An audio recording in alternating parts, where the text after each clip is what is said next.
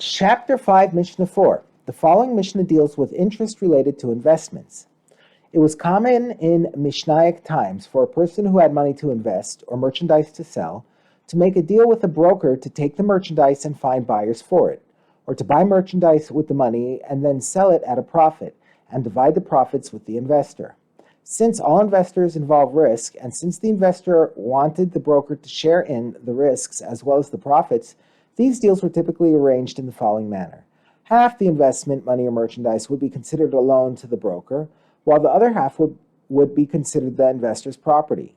Since the broker put the half he borrowed back into the investment, he and the investor are now equal partners in it. The broker then buys and sells with all of it and tries to earn a profit for the investment.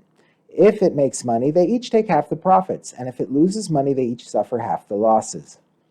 Although this means that the investor may get back more than he gave the broker, this is not an interest payment, since that extra money is profit from the investor's half of the investment, not from the loan.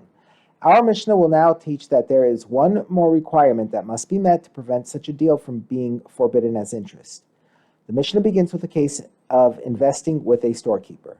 One may not have a storekeeper sit and sell produce in exchange for half the earnings. That is, one may not tell a storekeeper, "Here is produce at a certain price. Sell it for a higher price and we will split the profits." Nor may one give a storekeeper money with which to buy produce to sell in exchange for half of the earnings, unless one also gives the storekeeper his wages as a worker. This is because half the produce or money is a loan from the investor to the storekeeper, and the other half is money that belongs to the investor. Since the storekeeper is an equal partner with the investor in this deal, and yet he is doing all the work, buying and selling on behalf of both of them, if he does not get paid for half his work, it is because he is performing a free service for the investor in exchange for the loan he received from him. This free service is forbidden interest. The investor must therefore pay the storekeeper for half his work. The same rule applies to someone investing in raising chickens or young animals. One may not give eggs to a farmer to have his hens sit on them in order to hatch chicks, which he will then raise for half the profits and losses. Nor may one assess the value of calves or colts, young horses, and give them to a herdsman to raise for half the profits and losses, unless the investor gives the farmer or herdsman payment for his work in raising the investor's half of the animals, and for half his food that he feeds the animals. Providing the work or food for free is rabbinically forbidden as interest.